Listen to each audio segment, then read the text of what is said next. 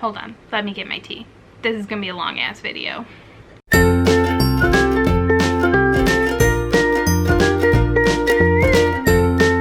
Okay, tea obtained. I got my notes, so I can try to be organized.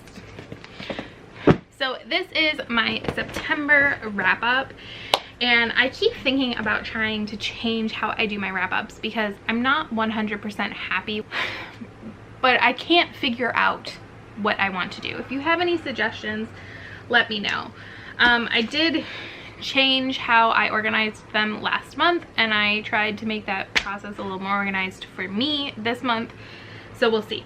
So anyways, I completed 21 books and I DNF'd 1 book, and of those reads, of course there's the 1 DNF. I don't rate my DNFs. If you do, that's cool. I just don't.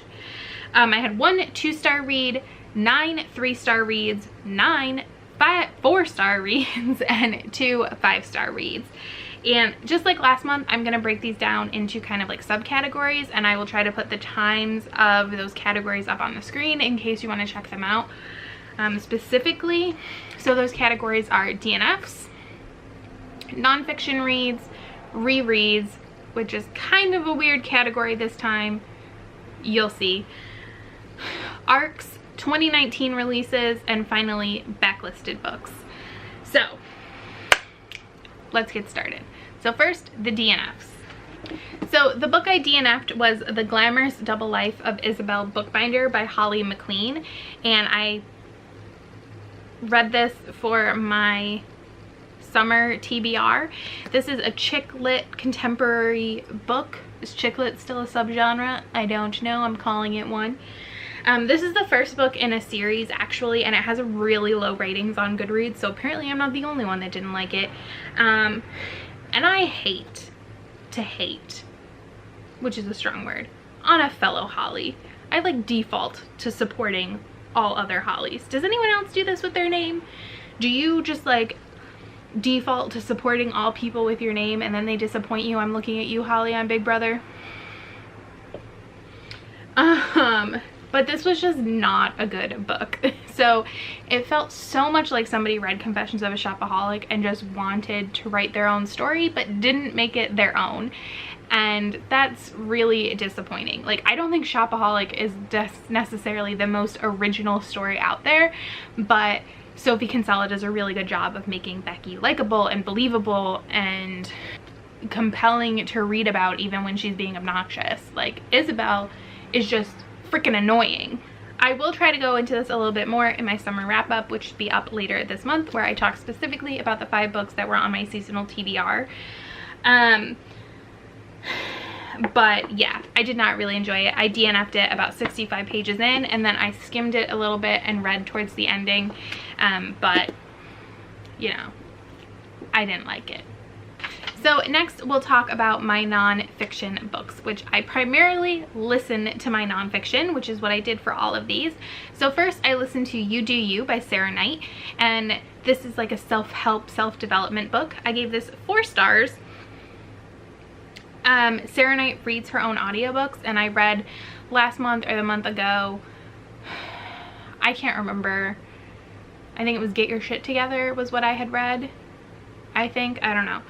I still really like her delivery and her overall message. She's definitely like abrasive, I'm sure some people would say. I find her likable enough. This didn't feel quite as helpful as her other book that I had read. However, I do think, just like with that book, this book would be better for me if I had the physical copy and was kind of reading and taking notes in the physical copy while listening to the audio, because I do really like the audio versions, but I think I need to really like sit down and digest the book. Additionally, I did like that in this book, because it's all about just being yourself and being comfortable with that and everything, is she makes a point of explaining that being yourself does not mean you have an excuse to just be like a jerk, and I'm really glad that she made that point. He's over here in this little bin I put my books in. Yeah. And then I listened to Victoria's Daughters by Gerald M. Packard. I ended up giving this 3 stars. This was really long. This basically follows Queen Victoria's daughters. There is a little bit about her sons as well in it, but it mainly follows her daughters and them growing up and then becoming like wives and going on in the life, and then maybe their kids and stuff. So it is nonfiction about them. I got the audiobook from the library, and don't fall down. I think I might have mentioned this in the past year. I am a huge Queen Victoria fan. I don't think she is like the most likable person, especially when you get to know her more. But I think she did a lot for the world, and she was in a really tough situation in a lot of ways, and I think she's really admirable, and I really respect her. And she wasn't afraid to be herself, that's for sure. And it was kind of interesting to read about her daughters, and she was very open about how she felt about her daughters. She was kind of mean to them and about them, and they would talk about each other, and that information is in here, and it is out there because it's in letters and diaries and everything. So that was really interesting, and to kind of look at this story from a slightly different perspective than just looking at it from Queen Victoria's perspective.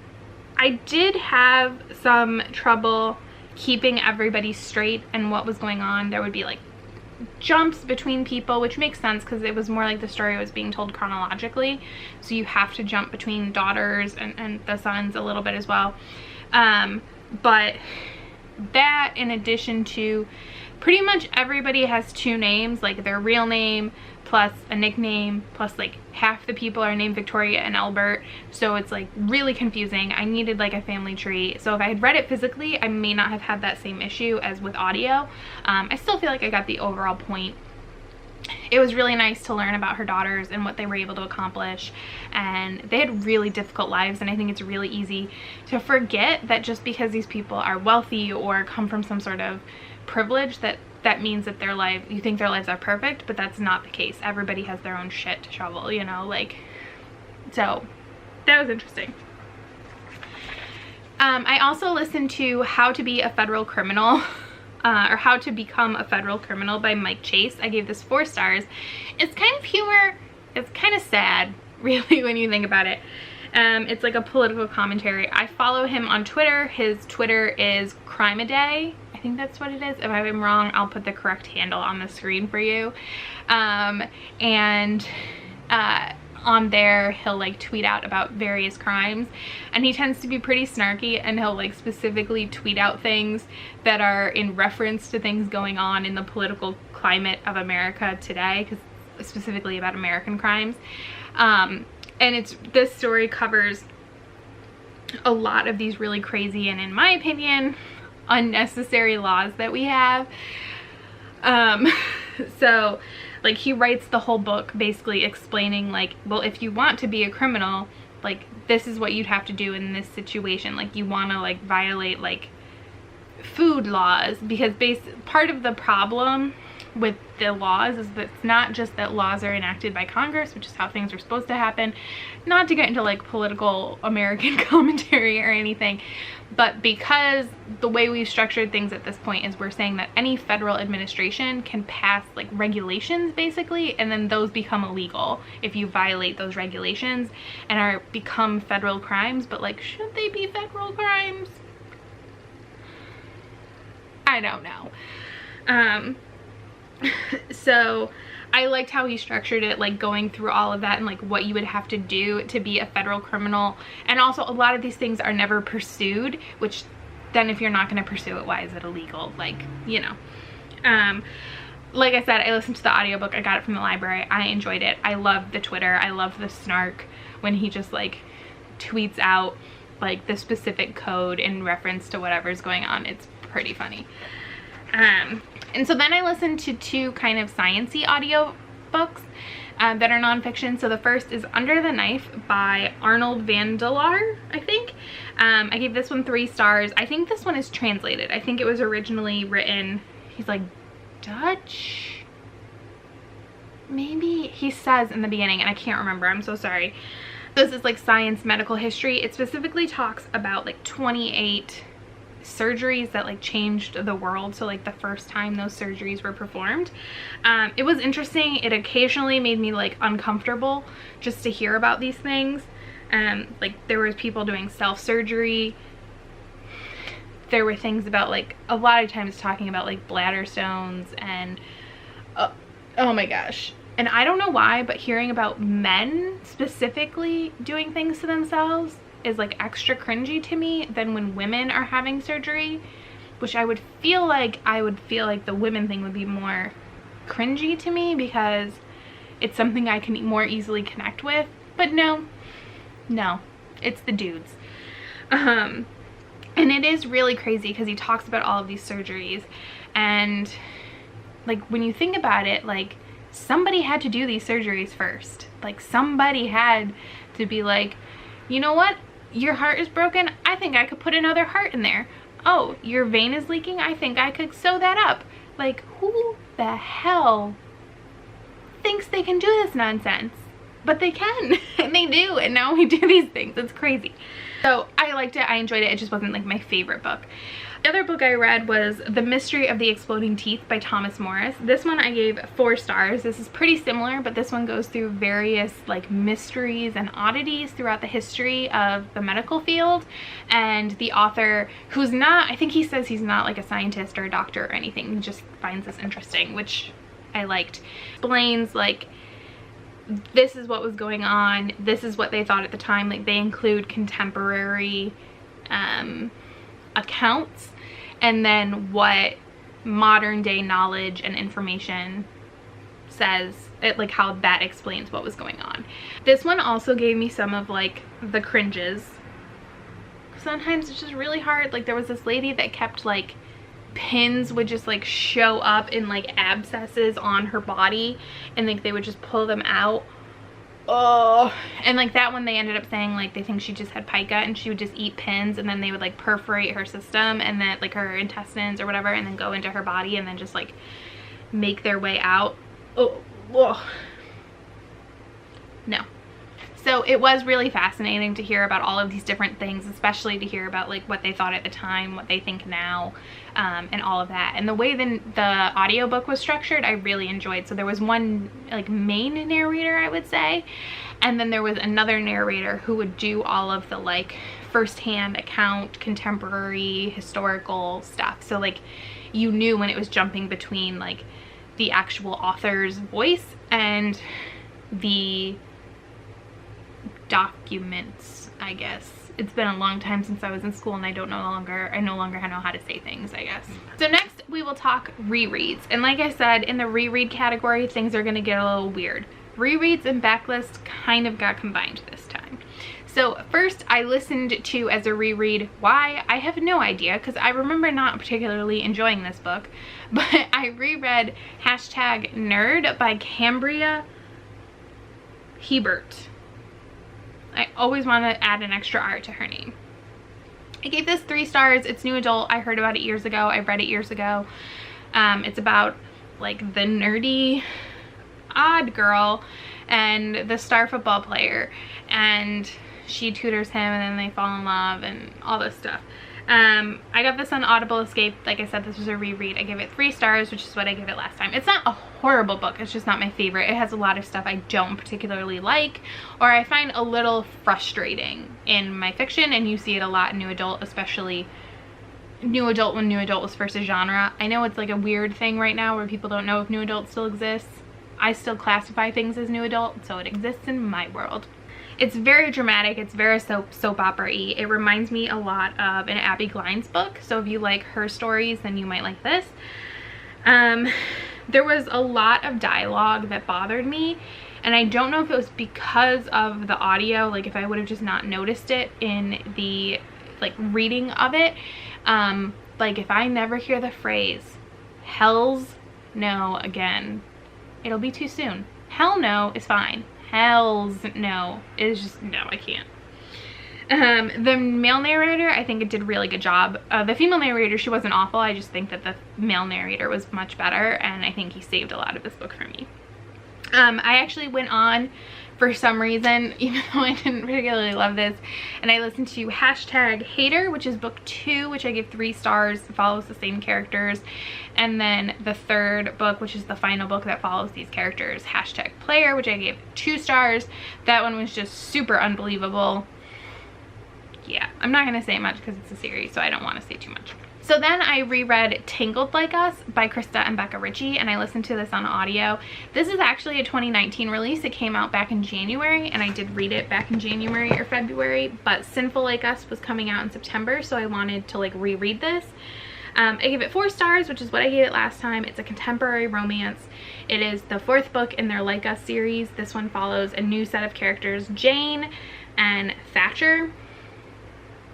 Thatcher is Jane's bodyguard, and this is a fake dating story where he fake dates her to protect her, and it quickly turns into them like banging and then falling in love, like super quickly. I don't remember them that quickly like end up having, so basically like, we can't kiss, let's kiss. Okay, we can kiss, but we can't have sex. 2 seconds later, let's have sex. Like, to have some self-control, people. But it's fine. I think it's this, I listened to the audiobook. It's on Audible Escape, which I have.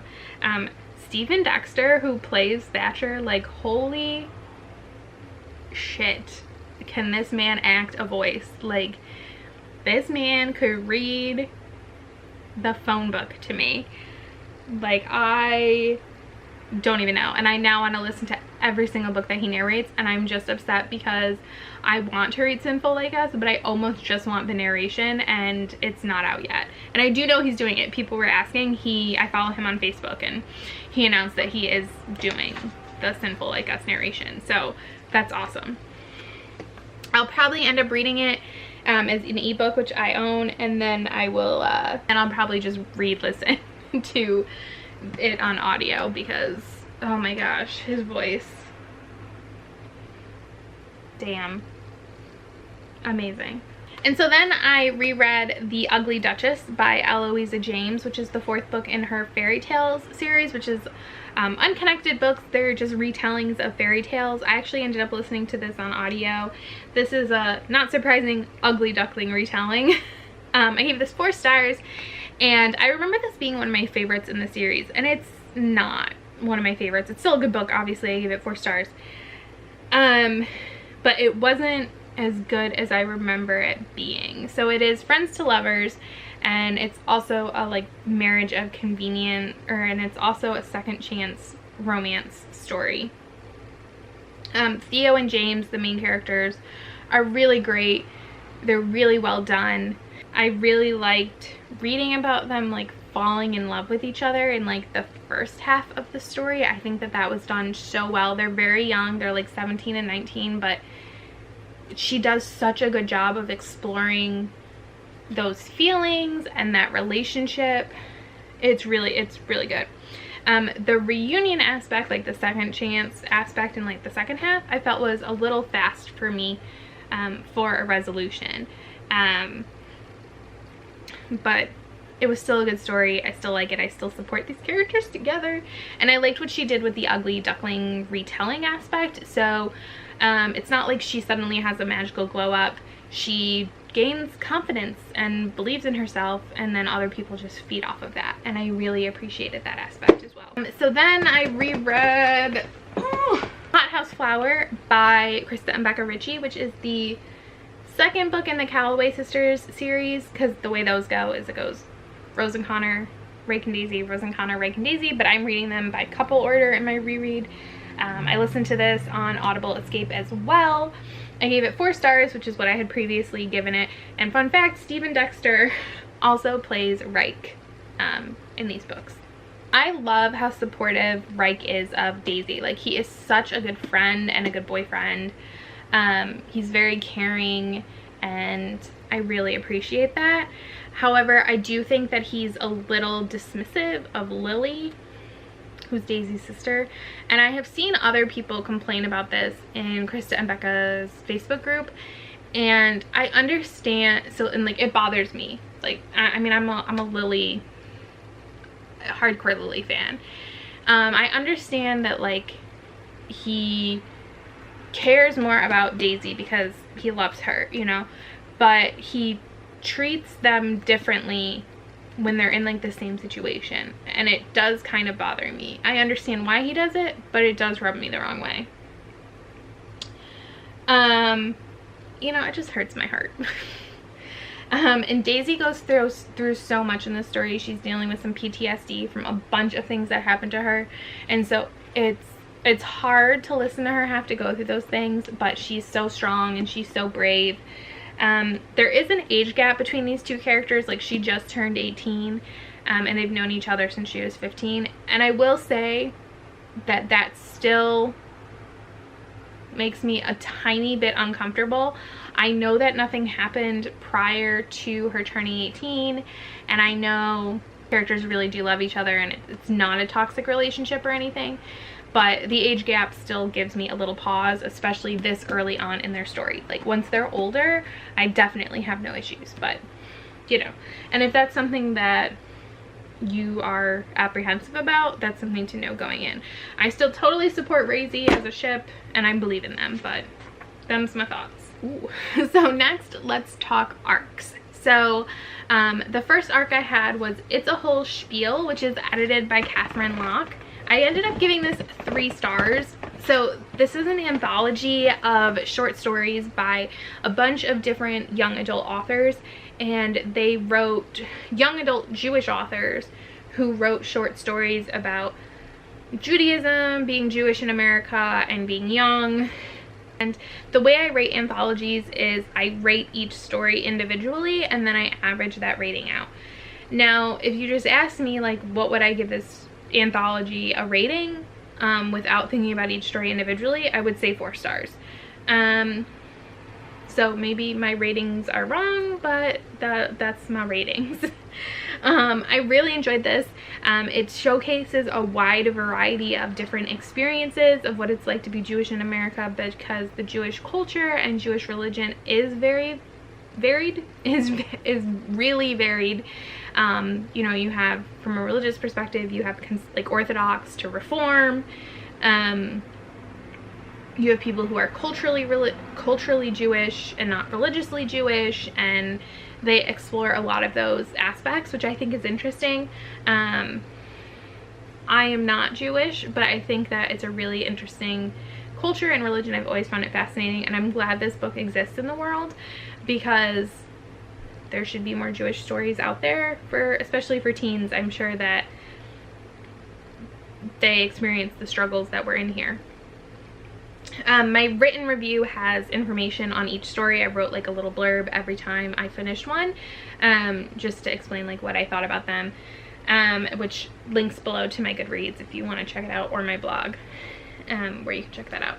It was nice, and it was interesting. I talked a lot about it with a girl I work with. Like, a couple of the stories take place during these teenagers' birthright trips to Israel, and she just like randomly started talking about her birthright trip. So I was talking about like one of the stories, and there was like skinny dipping, and she's like, oh yeah, she's like, that didn't happen on my trip, but I've heard stories. And I thought that was funny. And then I read This Earl of Mine by Kate Bateman, which I gave 3 stars. This is historical romance. This is a marriage of convenience story, which is one of my favorite tropes. And it's also the second shipping era story I've read in like 2 months, which is weird. Is that a new trend? I loved seeing these 2 characters navigate becoming a couple. That's something I really enjoy seeing. I think it's one of the reasons I like marriage of convenience stories. It usually has more of that than some other romances. There is a slight mystery element to the story. The hero character, Benedict, he works for Bow Street, and so he's like investigating things.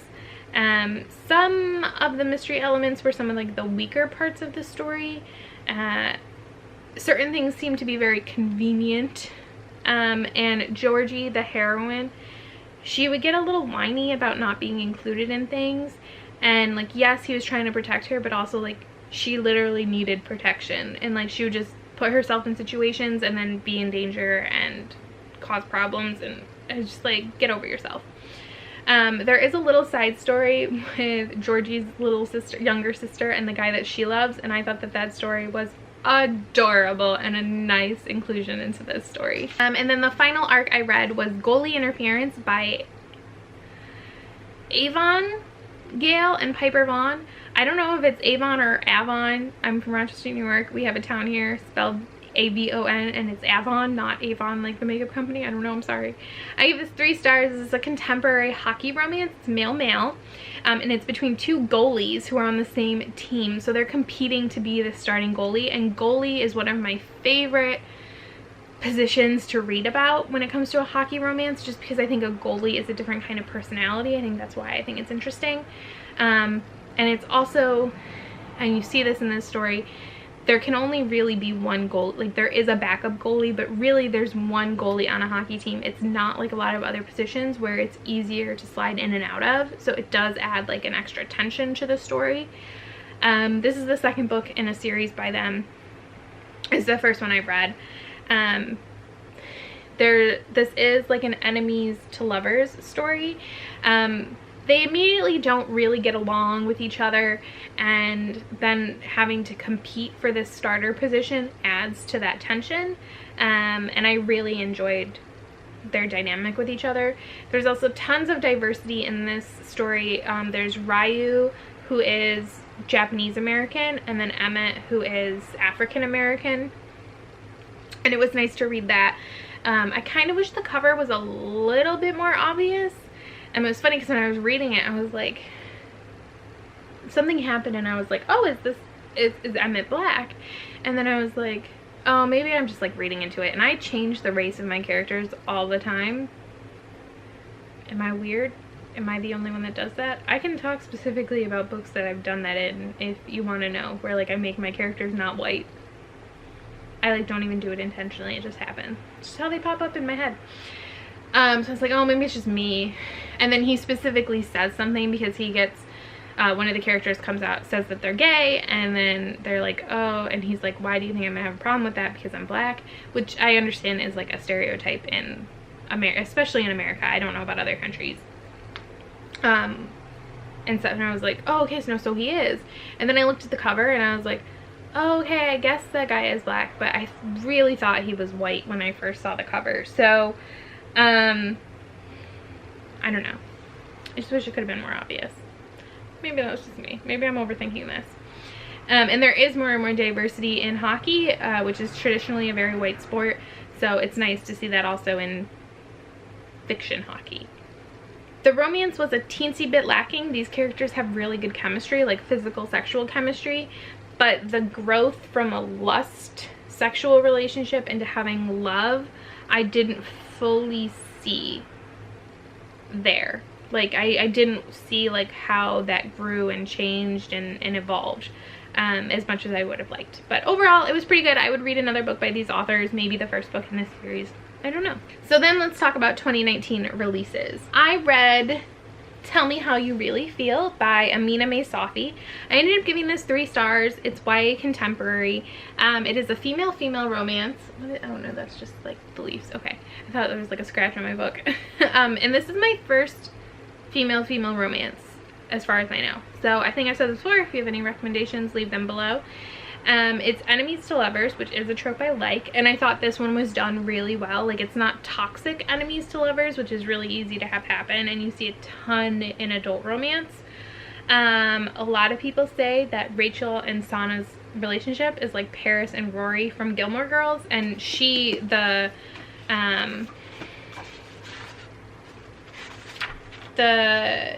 like the dedication, Amina May Safi says, for Amy Sherman Palladino, who's like the creator of Gilmore Girls, thank you for never giving Rory Gilmore a decent boyfriend. She's always had Paris. So I think she even feels that way. I watched Gilmore Girls casually, but not avidly, so I will just defer to all those people who say that that has the feel of those characters. I enjoyed this story. I think the characters are really compelling. Sometimes Rachel bothered me a teeny bit. Like, she just annoyed me a little bit, but you're not gonna love every character, you know? I would have liked more of the relationship between Rachel and her dad, especially because Sana and her family feature more heavily in the story. The romance was very well paced, very well done. I liked how it unlike the previous book I mentioned, this one you really see that growth and that change, and you also see these characters pushing each other, which I really enjoy reading about. I recommend it. I think it's a great book. It could become a 4-star read upon a reread for me, but it just isn't like my new favorite book or anything. But I did really enjoy it, and I still am like obsessed with this cover. So then I read The Wallflower Wager by Tessa Dare, which is Girl Meets Duke, book number 3. I gave this 5 freaking adorable stars. This is historical romance. I loved this. I think I said in my review that this book was like getting a warm hug, and that's how I felt. Penny, the heroine, is an animal lover, and she is a spinster, and she's really happy with her life. Like, she doesn't really feel the need to have anything change. And then Gabe is a self-made man who moves in next door to her and plans on flipping that house. And they end up working together because they have goals that kind of relate to each other, and then that turns into them having a relationship. Again, this romance was really well paced. It was really adorable. Gabe is a great hero. He is so kind, and specifically, just because I was just typing up my review, so I remember saying this and it reminded me that this is true. His default position in every like sex scene is basically one of waiting and asking for consent and permission from her, and and it's not like, you know, what people talk about now where it's like, oh, are we going to turn into like having to sign a contract before people have sex? It's not like that. It's not over the top. It's just like, he doesn't even have to think about it. His default is like whatever you are comfortable with, and I really like that. I've been reading more and more stuff like that, which is nice. There's also really great friendships in here. It's in the whole series. I loved it. I don't want to wait for the next book. I'm really upset about having to wait for like a year. Also, even though I said this book is like a warm hug, it totally is. Trigger warning for child abuse. There is some information on Tessa Dare's website. She started cataloging content advisories if you want that, and if you want more information, if you have any concerns, let me know, reach out to me, and I will explain to you further. And I read The Raven Boys and The Dream Thieves by Maggie Stiefvater, which are the first 2 books in the Raven cycle. I gave The Raven Boys 5 stars and The Dream Thieves 4 stars. These are YA, urban fantasy, paranormal-y reads. Lala from Books and Lala, and Zoe from Read by Zoe, and I think his name is Elias, and I can't remember the last person. I'm so sorry. They were doing a readathon in September. This is as far as I got. I just ran out of time, but I do plan on continuing. We're doing like a readathon throughout the month of September, and that's why I picked these up. The Raven Boys, I loved. This is true in The Dream Thieves too. I loved like the feel and the atmosphere of the writing. I think it was really well done. I'm like hella confused, but I'm okay with it. I'm loving it. I'm living for the ride. And I really like the characters. I just want to like hug Noah. I don't know if it's because I'm getting older, but like I just want to like mother these characters. Like I just want to be like, I'm so sorry, I just love you, I just want you to be loved. The second book, The Dream Thieves, I won't talk too much about because again, it's a sequel. This one is definitely more Ronan heavy, which is one of the characters in the book. There was a huge lack of Noah, which made me sad. There were these scenes with a character called the Gray Man. They were not my favorite scenes, but it was okay. And again, I'm still really confused, and I wish I could know more, but I'm still pretty okay with just being along for that ride. And then I reread White Hot Kiss by Jennifer L. Armentrout, which I gave 4 stars, which is what I had given it when I read it a few years ago. This is YA paranormal. It is The Dark Elements, book number 1. There is like a love triangle thing going on in here, and I could totally do without Zane and all the pining away for Zane. In fact, I read Stone Cold Touch, which is the second book, which has so much more Zane, and I literally wrote on Instagram because I post on like once a week what I'm currently reading, and I said Zane can just GTFO. Like, I found him so annoying. But I love Layla and Roth, the other guy, especially when Roth is being nice and not being a jerk. This story follows these characters. They're called wardens. They're like gargoyles. I think that's really interesting, and you learn more about that as the series continues. I love reading about Layla's struggle. She deals with being pulled between almost like 3 groups of people. So she's half demon, half warden. So she's pulled between those two. But really she's also kind of pulled between humanity because she goes to like high school. So she's friends with these humans, and like that, I found that very interesting. In the second book, Stone Cold Touch, just like with the Dream Thieves, I won't say much. There is like a mystery kind of running through this and a big reveal, which I thought was super obvious. And I kind of wish had been revealed earlier because it just frustrated me that it kept getting dragged out, and I was like, but I know what the reveal's gonna be. Like, why do we have to do this? But it's fine. And then the last book I read is Accidental Butterfly by Marissa Cleveland. I gave this 3 stars. This was from my summer TBR. It's YA contemporary, I guess. It follows a girl who accidentally kills herself, and she is given a chance by like her guardian angel to like redeem herself by saving somebody else from the same fate. I like the concept. I've seen movies like this before. It did make me cry. However, the characters weren't as well done as I would have liked, and there was a lot of logistics specifically around like the angel parts and stuff that I didn't think were fully explored, and it's just like things would just happen conveniently. Like good and bad things, like when negative things seem to happen, they seem to just happen with no explanation, and then when good things happen, they just happened with no explanation.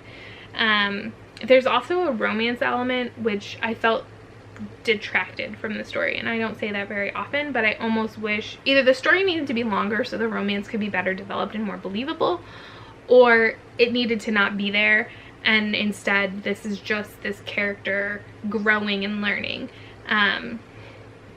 But putting them together, and it's kind of a shorter book, it's like 180 pages, it caused it to feel like it was lacking a little bit. But was that it? I feel like that wasn't that bad, but I'm a little tired now. So yeah, so those are the books that I read in September. My reading is still really high. Audiobooks are definitely helping with that. I've been listening to a ton of audiobooks. I feel like my voice is gonna go. That's crazy. But thank you so much for watching, and I will see you next time. Bye.